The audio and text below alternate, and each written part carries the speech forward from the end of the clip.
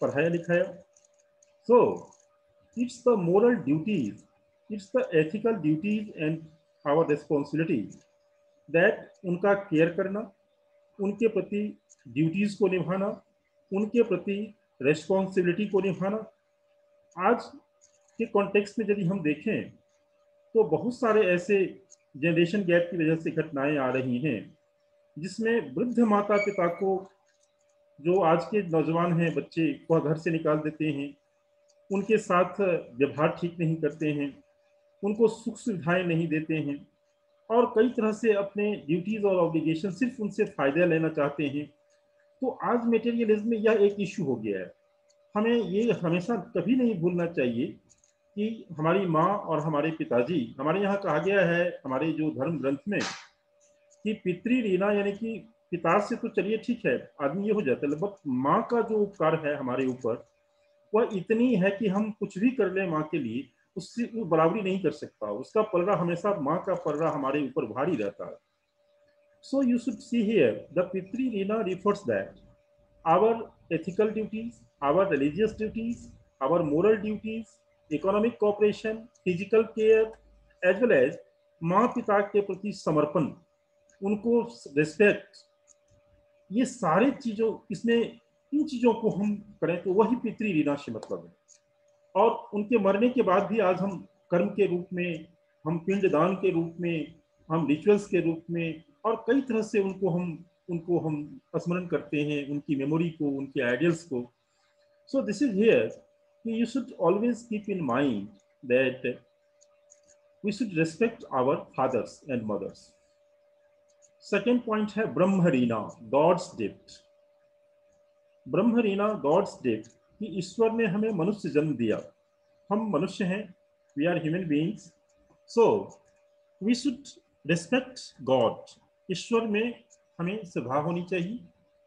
ईश्वर के प्रति हमें श्रद्धा के साथ साथ उनके प्रति हमें अपना जो दायित्व है, यानी कि ईश्वर के प्रति क्या दायित्व रहेगा कि ईश्वरीय सत्ता को हम माने, यज्ञ करें, उनके शक्ति को स्वीकार करें। ठीक है, एक आस्तिक विचारधारा को दिखाता है ये। तीसरा जो हमारे पास है वह है देवरी, डेव टुवर्ड्स डेटी। बहुत तरह के देवताएं हैं ईश्वर के अलावा, और ईश्वर एक सुपरनेचुरल गॉड है। और बहुत तरह के जो देवताएं हैं, जैसे हम पितृ देवता की बात करते हैं, और तरह की देवताएं हैं हमारे समाज में हैं, तो उनके लिए यज्ञ के माध्यम से, प्रेयर्स के माध्यम से और कई तरीके होते हैं जिनके माध्यम से हम अपने रिस्पेक्ट को, अपनी फीलिंग्स को, अपने श्रद्धा को रखते हैं। तो ये देव ऋणा से मतलब है। एंड फोर्थ, गुरु और ऋषि ऋणा। गुरु ऋषि ऋणा से मतलब है कि द टीचर, जो टीचर्स ने हमारे पर्सनैलिटी का डेवलपमेंट किया, हमारे अंदर अच्छे वैल्यूज को डाला, अच्छे सॉफ्टवेयर हमारे माइंड में डाले, हमें स्किलफुल बनाया, हमारे जीवन को एक नया आयाम दिया, तो उन गुरु के प्रति हमारा रिस्पेक्ट। और इसी में ऋषि कहते हैं जो हमारे ओरिजिन हैं, जैसे गोत्र, जैसे काश्यप गोत्र वाले मानते थे कि काश्यप ऋषि हैं जिनसे हम आते हैं, तो हम उन सब चीजों के प्रति, अपने गोत्र के जो हमारे पूर्वज हैं, हमारे गुरु हैं, उनके प्रति मेरा एक जो दायित्व है, एक रिस्पेक्ट है, एक ऑब्लिगेशंस है। सो अल्टीमेटली ये जो 4 प्रकार की ऋणा व्यवस्था है in traditional Indian society, the ultimate purpose of all these rina system is to inculcate a sense of responsibility, a sense of duties, a sense of social well-being। ये सारे इसके मतलब हैं। इसका मतलब सिर्फ धार्मिक तक नहीं, इससे यदि एक व्यक्ति इन सब चीज़ों को जीवन में अपनाएगा तो व्यक्ति का समाज में एडजस्टमेंट अच्छा होगा और समाज, सोसाइटी और इंडिविजुअल के बीच में रिलेशनशिप अच्छे रहेंगे, सोशल इंटीग्रेशन अच्छा रहेगा, व्यक्ति केयरलेस नहीं रहेगा, अपने उत्तरदायित्व को समझेगा और एक हेल्दी समाज और एक हेल्दी हम पर्सनैलिटी का हम निर्माण करने में सक्षम हों। So this is here ultimate rina system का यही जो मतलब है। अब आइए इसमें हम आपको नेक्स्ट पीपीटी साइलेंट फीचर्स के अंदर में ही आइए, ये हेडिंग देखिए, मॉडर्नाइजेशन ऑफ इंडियन ट्रेडिशन अब अभी तक हमने जितने पॉइंट्स देखे, 2 दिन में जितने भी पॉइंट्स पढ़े हैं, these all are the features of Indian society. इसके अलावा और भी कई सारे चीजें हैं जो इंडियन सोसाइटी के फीचर्स में शामिल किया जा सकता है। जैसे भारतीय समाज एक रिलीजियस समाज है, धार्मिक समाज है। भारत में आध्यात्मिक परंपरा है। भारत के लोग धार्मिक और आध्यात्मिक प्रकृति के रहे हैं। सो और कई सारे फीचर्स के साथ साथ ये जो मेन फीचर्स मैंने डिस्कस किया आपके साथ, अब हम देखेंगे इन पॉइंटों को कि ये जो ट्रेडिशनल जो हमारा कास्ट सिस्टम, वर्ण व्यवस्था, पंचायती राज, सारी चीजें मैंने डिस्कस किया। अब देखें कि इसमें कौन कौन से फैक्टर्स हैं जो ट्रेडिशनल सोसाइटी में बदलाव लाया, कि traditional social structure, social stratification और सोशल सिस्टम ऑफ इंडिया ये कैसे बदला और उसमें बदलाव कैसे कैसे आता गया। So now we will see these points. Whenever we talks about modernization, we discuss it in modern times during the British period. दो चीज पहले ध्यान रखें, मॉडर्नाइजेशन और वेस्टर्नाइजेशन ये दो अलग अलग कॉन्सेप्ट हैं।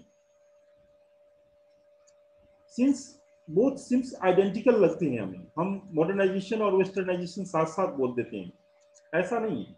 मॉडर्नाइजेशन का मतलब होता है कि कोई भी नई चीज जब हम अपने जीवन में, सोशल, इकोनॉमिक या पॉलिटिकल या टेक्निकल जीवन में जब हम अपनाते हैं, तो उसका मतलब होता है मॉडर्नाइजेशन से।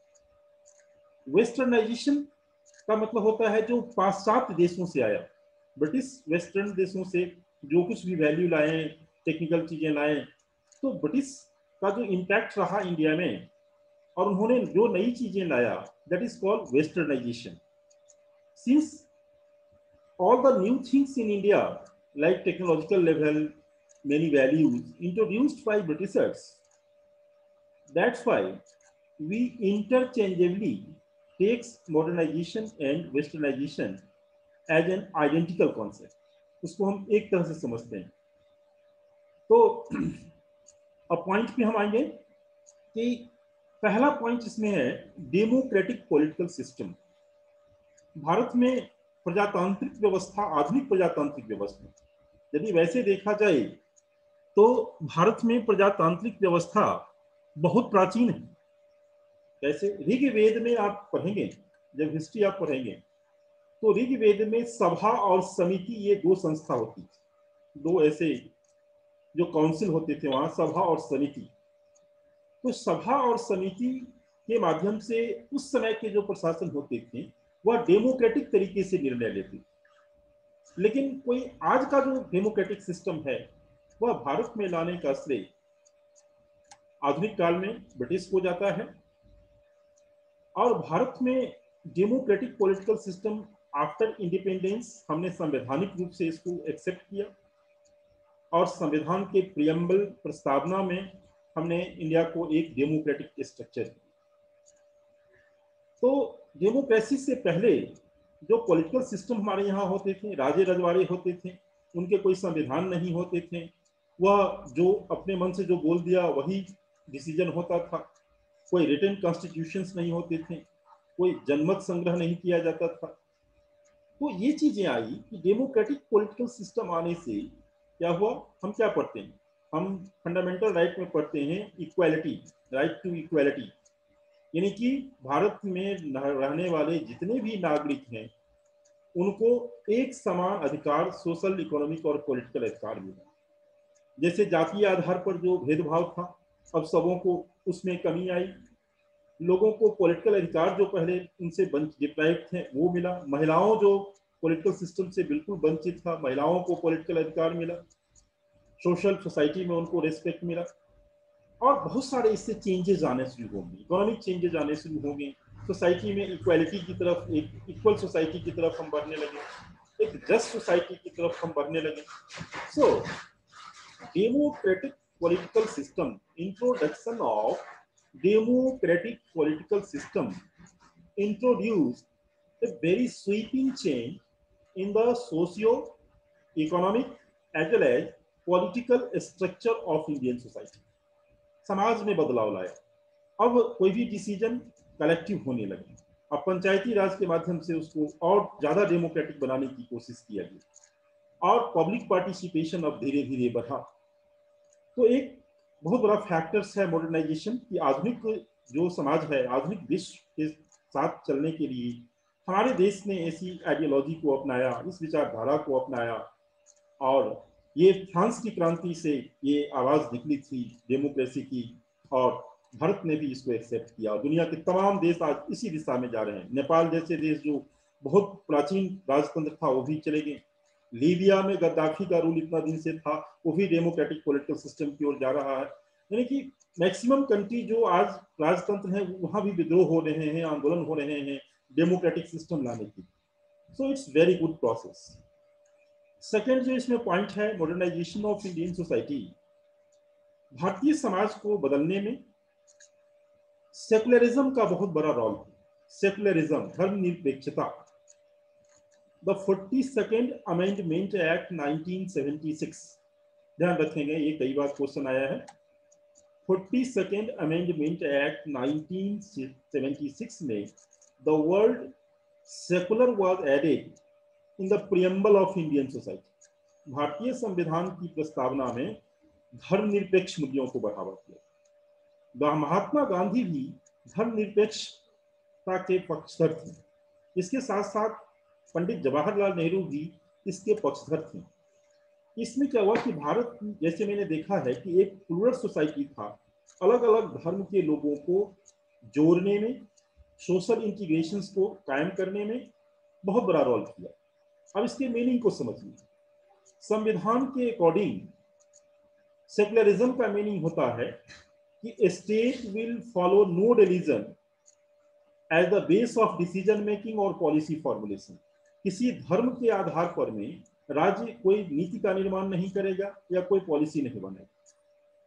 ठीक है, जो संवैधानिक अर्थ में यही है, यानी कि राज्य हर एक धर्मों को बराबर का सम्मान देगा, रेस्पेक्ट देगा और किसी धर्म को आधार नहीं बनाएगा।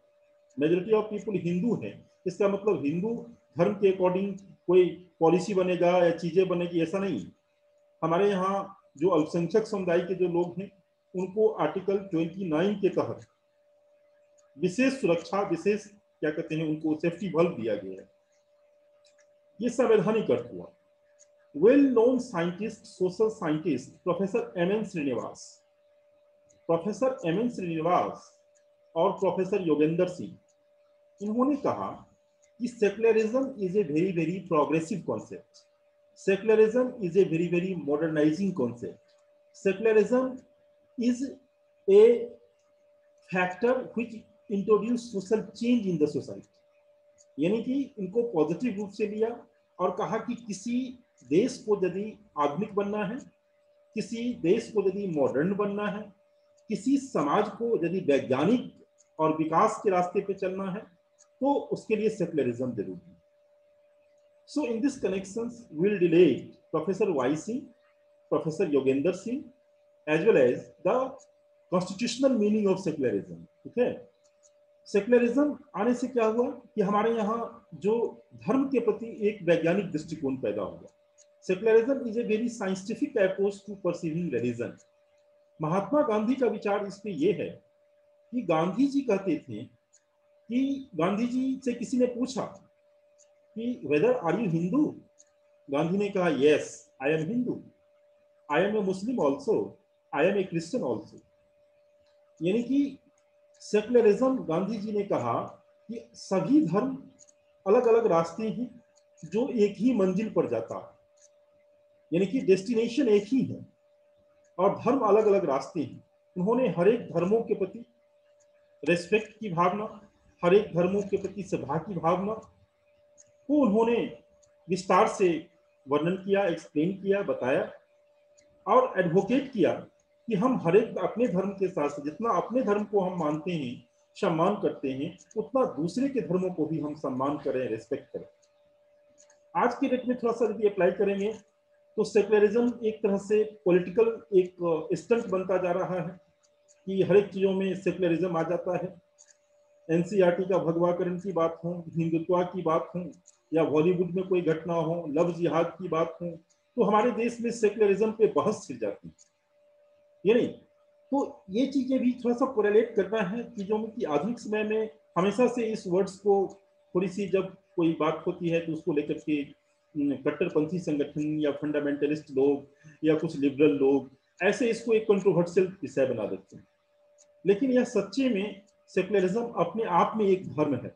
सेकुलरिज्म ये नहीं कहता कि आप हिंदू धर्म नहीं मानो या मुस्लिम धर्म नहीं मानो, मानो आप जो भी धर्म मानते हो आप मानो, लेकिन दूसरे का जो धर्म है, विश्वास है, आस्था है, उसको भी रेस्पेक्ट करो। अब इसमें कई बार घटनाएं हो जाते हैं हमारे देश में, उसको लेकर के नहीं भारत में ये है फंडामेंटलिस्ट है, ये है तो एनसीईआरटी का सेकुलराइजेशन हो गया, भगवाकरण तो हिंदुत्व, ये सारी चीज इससे इंटरकनेक्टेड है। ठीक है, तो this is the point secularism. Secularism में और है, ये चैप्टर अलग से आएगा आपको, एक कॉम्युनलिज्म, सेकुलरिज्म, ये दो चैप्टर, एक और चैप्टर है रीजनलिज्म, ये हम सेपरेट अलग से चैप्टर करेंगे, जिसमें कि हम जो यूपीएससी में क्वेश्चन आए हैं वेस्टर्न मॉडल ऑफ सेकुलरिज्म और इंडियन मॉडल ऑफ सेकुलरिज्म, वो हम डिस्कस करेंगे। यहाँ पर मैं ब्रीफली कि सेकुलरिज्म का ये अर्थ है, ये बहुत इंडियन सोसाइटी में बहुत चेंजेस को इंस्योर किया, एक मॉडर्न बनाया। ठीक है, और ये चैप्टर जब आएंगे तो वहां हम इसको ब्रॉडली डिस्कस करेंगे और सारे पॉइंट्स होंगे इसमें। आगे जो थर्ड पॉइंट है मॉडर्नाइजेशन ऑफ इंडियन सोसाइटी में, वो है मॉडर्न एजुकेशन। मॉडर्न एजुकेशन का मतलब what? In Indian society the credit of introducing modern education goes to Britishers. Modern education का मतलब दो चीज ध्यान में रखेंगे, firstly English education and technical education. पहले हमारा एजुकेशन क्या था? पहले हमारे यहाँ श्रुति पद्धति था, श्रुति पद्धति, ओरल सिस्टम जिसको हम बोलते हैं, गुरु शिष्य परंपरा था। ट्रेडिशनल जो भारतीय जो एजुकेशन है, गुरु शिष्य परंपरा, यानी कि धार्मिक एजुकेशन दिए जाते थे, आध्यात्मिक शिक्षा दी जाती थी, और हाल ही तक यानी आजादी के पहले तक, आजादी तक लगभग हम समझते हैं इसका बहुत जबरदस्त प्रभाव था। यानी कि गांव में, समाज में माना जाता था जो व्यक्ति रामायण के बारे में जानता है, गीता के बारे में जानता है, वो बहुत पढ़ा लिखा। यानी कि technical education, scientific education, physics, chemistry, biology या फिर एक वैज्ञानिक शिक्षा का अभाव था, और वो सब चीजें नहीं थी हमारे यहाँ। भारत में जो मॉडर्न एजुकेशन, इंग्लिश एजुकेशन के नाम से ब्रिटिश ने इसको इंट्रोड्यूस किया, एंड राजा राम मोहन रॉय ने इसको काफी सपोर्ट किया इन चीजों को। इवन कि दयानंद सरस्वती ने भी डीएवी के माध्यम से इसको सपोर्ट किया, विवेकानंद जैसे जो इंटेलेक्चुअल्स इन्होंने सपोर्ट किया, विवियन डेरेजियो जैसे जो थे लोग जो बंगाल में काम कर रहे थे, उन लोगों ने इसको काफी बढ़ाया आगे। हमारे एस राधा कृष्णन जो थे वह धार्मिक के साथ साथ मॉडर्न एजुकेशन के जो समर्थक थे। पंडित जवाहरलाल नेहरू जो थे मॉडर्न एजुकेशन के पक्षधर थे। तो इससे क्या हुआ कि मॉडर्न एजुकेशन जब आया हमारे यहाँ, देखे होंगे कई सारी यूनिवर्सिटी बनी हमारे यहाँ, वुड्स डिस्पैच, बहुत सारे एजुकेशनल पॉलिसी को फॉलो किया गया ब्रिटिशर्स के द्वारा, बहुत सारे सेंट्रल यूनिवर्सिटी बनाए गए, Kolkata university, Chennai university, Bombay university, फिर आपको रविंद्रनाथ टैगोर ने जो शांति निकेतन की जो स्थापना किया था, इसका अल्टीमेट पर्पस जो था एक मॉडर्न, एक ह्यूमनिस्टिक वैल्यू के साथ एक न्यू एजुकेशन सिस्टम को लाना।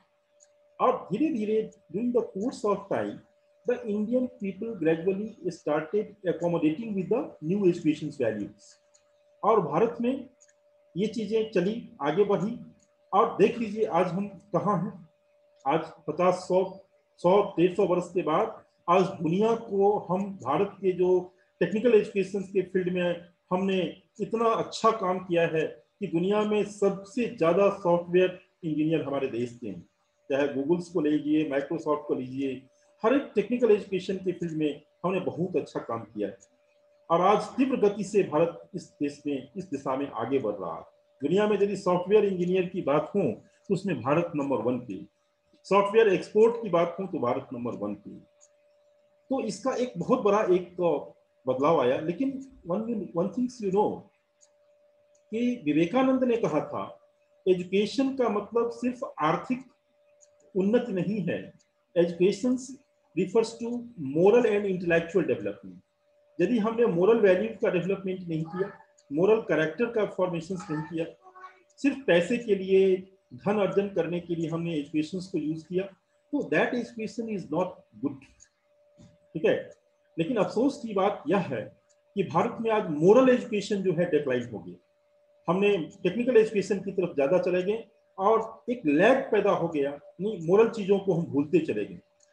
मोरल चीजों का मतलब जो धर्म के माध्यम से, हितोपदेश के माध्यम से, जातक कथा के माध्यम से जो हमें मिलते थे, तो ये सब चीजें नहीं देखने को मिलते हैं। तो this is here, this is the things. Check here, check, देखो, चेक करो। यस,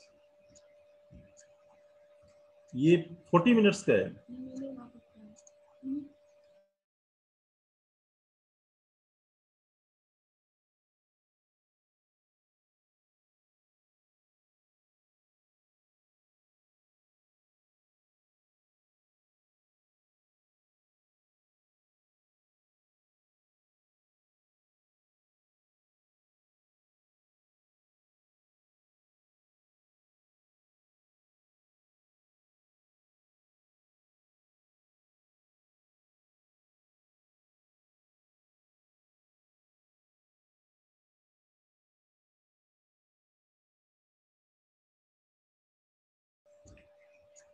ठीक है, हेलो,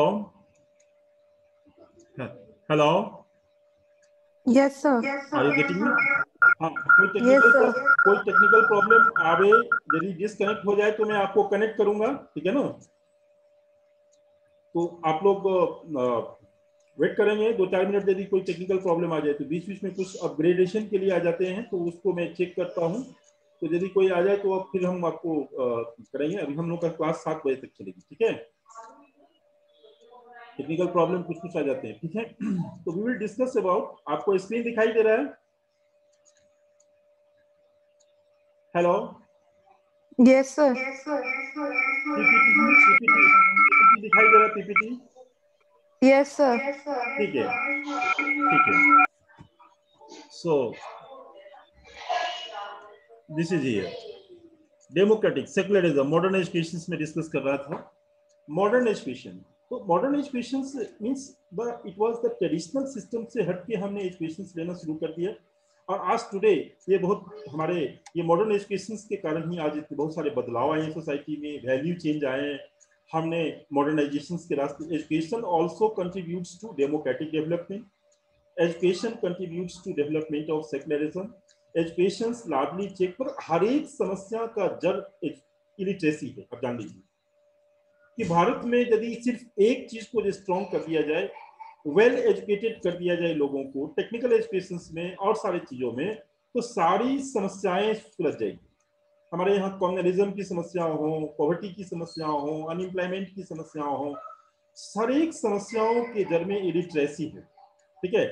तो देखिए कि आज जैसे जैसे हमारा एजुकेशनल डेवलपमेंट हो रहा है मॉडर्न एजुकेशन के माध्यम से, बहुत सारे पॉजिटिव चेंजेस इंडियन सोसाइटी में आ रहे हैं, वैल्यू बदल रहे हैं। आज हमारे कल्चर्स में बहुत सारे अच्छे अच्छे चीज आए हैं, बदले हैं, चेंज हो रहे हैं। इकोनॉमिकली हम आगे बढ़ रहे हैं, पॉलिटिकल सिस्टम हमारे अच्छे ढंग से काम कर रहे हैं। So this very very positive points. अब हम फोर्थ पॉइंट आपसे डिस्कस करेंगे, socio religious reform movement. Socio religious reform movement in the 19th century largely contributed a lot to social change in society. जैसे राजा राम मोहन रॉय, राजा Ram Mohan Roy is considered as the architect of modern India. उन्होंने ब्रह्म समाज के माध्यम से, जो 1828 ईस्वी में जिसकी स्थापना हुई थी, उन्होंने ब्रह्म समाज के माध्यम से जो सती प्रथा का जो उन्होंने आंदोलन चलाया, विधवाओं के लिए जो उन्होंने संघर्ष किया, उन्होंने जो एकेश्वरवाद की जो अवधारणा दिया, मोनोथीइज्म, यानी कि ईश्वर एक है, गॉड एक है, उन्होंने मूर्ति पूजा का विरोध किया, यानी आइडल वर्शिप, कि जो रियल गॉड मूर्ति में नहीं होते हैं, हमारे मन में होते हैं, अंतर मन में होते हैं, उनका कोई फॉर्म नहीं होता है। तो एक तरह से वैज्ञानिकता के आधार पे राजा राम मोहन राय जैसे विद्वान, ईश्वर चंद्र विद्यासागर जैसे जो जो उन्होंने जो विडो के लिए जो फाइट किया। हमारे यहाँ दयानंद सरस्वती की बात करें तो उनकी जो आर्य समाज की जो कॉन्सेप्ट है, 1875 ईस्वी में उन्होंने आर्य समाज की स्थापना की। उसके बाद और भी बहुत सारे, जैसे जातिगत आंदोलन को सुधारने के लिए आप ज्योतिबा फूले महाराष्ट्र में, आपको दलित मूवमेंट के लिए बी आर अम्बेडकर, साउथ में मैंने बताया पेरियार, नारायण गुरु। इन लोगों ने जो समाज में जो ट्रेडिशनल जाति व्यवस्था के अंदर या जो कुरीतियां थी उनको बदलने में और एक मॉडर्न विचारधारा को लाने में, एक आधुनिक वैल्यूज को समाज में विकसित करने में contributed a lot. So socio religious reform movement, और एक 14th सेंचुरी में भारत में भक्ति मूवमेंट हुआ। वेस्टर्न सोसाइटी में रेनासा, जिसको हम पुनर्जागरण कहते हैं, जहां जब वेस्टर्न सोसाइटी में पुनर्जागरण का काल था तो भारत में भक्ति आंदोलन चल रहे थे। यानी कि धर्म में जो कुरीतियां थी, जो ऐसे जैसे कबीर, रहीम, रैदास, तुकाराम, ऐसे लोग जो निम्न जाति के लोगों को धर्म के बहुत सारे अधिकार से वंचित रखे थे, उन सब के विरुद्ध एक नई तरह का एक धार्मिक विचारधारा को लेकर के आए, धर्म में सुधार की बात किया। ठीक है नहीं? तो ये सारी जो भक्ति जो आंदोलन 14वीं 15वीं शताब्दी से लेके समाज सुधार आंदोलन जो हुए 19वीं शताब्दी तक, इसका जबरदस्त इम्पैक्ट पड़ा। आज देख लीजिए कि जो सती प्रथा मैंने बताया भी था, विडो, आज विडो, यदि आज विडो का कोई इशू है ही नहीं। आज सती के बारे में कोई महिलाएं सोच ही नहीं सकती, या कोई पुरुष सोच नहीं सकता कि किसी का हस्बैंड यदि कोई युद्ध में मारा गया या कोई ऐसे मारा गया तो उसकी वाइफ उसके साथ चिता पे जल जाए। आज कल्पना नहीं कर सकते। आज 100 वर्षों के बाद वह वैल्यू आज हमने मॉडर्न वैल्यू को अपनाया, बोला कि नहीं, ये आज यदि सती एक तरह का विचलन माना जाता, पागलपन माना जाता। ठीक है? तो this is here the socio religious reform movement contributed a lot to new values, to new social integration, as well as समाज में एक वैज्ञानिक सोच को जन्म दी। So this point you should keep in mind. Socio religious reform movement जो हुआ वह काफी कुछ ट्रेडिशनल भारतीय समाज में बदलाव को इंश्योर किया। नेक्स्ट पॉइंट है एवोल्यूशन ऑफ अनटचेबिलिटी, छुआछूत। जाति व्यवस्था के अंदर में छुआछूत एक बहुत बड़ी कुरीतियां थी। अनटचेबिलिटी, शायद आप लोगों के जनरेशन में आप लोगों ने कभी अनुभव किया होगा क्या नहीं, लेकिन मैंने अनुभव किया है। मैंने ग्रामीण परिवेश में जाके देखा हूँ, रहा हूँ, मैंने अनुभव किया है कि एक जो अछूत जाति के लोग हैं उनको अपर कास्ट के जो ब्राह्मण या क्षत्रिय के यदि बच्चे हैं, वैश्य के बच्चे हैं, उनसे कितना दूरी रखना होता था, उनसे क्या सामान लेना है, कच्चे फूड लेने हैं, कितना दूरी बरतना है, बहुत तरह की यातनाएं थी। वह गांव से निकल नहीं सकता, साउथ इंडिया में तो और ज्यादा। तो इस छुआछूत वाली जो समाज में प्रथा थी, जिसमें खास करके दलित कम्युनिटी आते हैं, ठीक है नहीं, उनके साथ जो भेदभाव था, समाज के मुख्य धारा से उनको अलग रखा गया था। उनके प्रति भारत में कानून बनाया गया सबसे पहले आजादी के। संविधान में आर्टिकल 17, ध्यान रखेंगे, वेरी इंपोर्टेंट, कई बार पीटी में आया है। आर्टिकल 17 ऑफ इंडियन कॉन्स्टिट्यूशन छुआछूत को बैन करता है कि आप किसी व्यक्ति के साथ इस आधार पर नहीं कि तुम इस जाति से हो, तुमसे मैं अछूत हो जाऊंगा, आप पब्लिक प्लेसेस पे नहीं जाने देंगे या उससे भेदभाव करेंगे तो आपको कानूनी एक्शन आपके लिए। महात्मा गांधी ने इस कम्युनिटी के लोगों को हरिजन कहा। क्या कहा? हरिजन। हरि का मतलब होता है गॉड, जन का मतलब होता है सन, यानी कि son of God. Mahatma Gandhi ने हरिजन कहा। बी आर अम्बेडकर इनको दलित बोला। इस समुदाय, क्वेश्चन पूछा है, ध्यान रखेंगे, पीटी में कई बार रिपीटेड क्वेश्चन आया है कि अछूत जाति के लोगों को दलित शब्द यूज किया बी आर अम्बेडकर। ब्रिटिश ने इसके लिए डिप्रेस्ड क्लास, इतने फैक्ट्स आपको कहीं एक जगह नहीं मिलेंगे, तो जान लीजिए मैं जो भी पॉइंट बोलता हूं ये कैचिंग पॉइंट सब है। ब्रिटिश सरकार ने क्या इसके लिए यूज किया? Depressed class. और सबसे पहले government of India act 1935, government of India act 1935 में शेड्यूल कास्ट शब्द का, ये कई बार यूपीएससी के पीटी में आए हैं क्वेश्चन। शेड्यूल कास्ट शब्द का आज बड़ी कॉमन है, एससी वर्ड काफी कॉमन है। Schedule caste word firstly used in government of India act 1935। ये 4-5 फैक्ट्स आप इसको ध्यान में रखेंगे। Civil and religious disability act British ने एक पास किया था, जो शायद 1936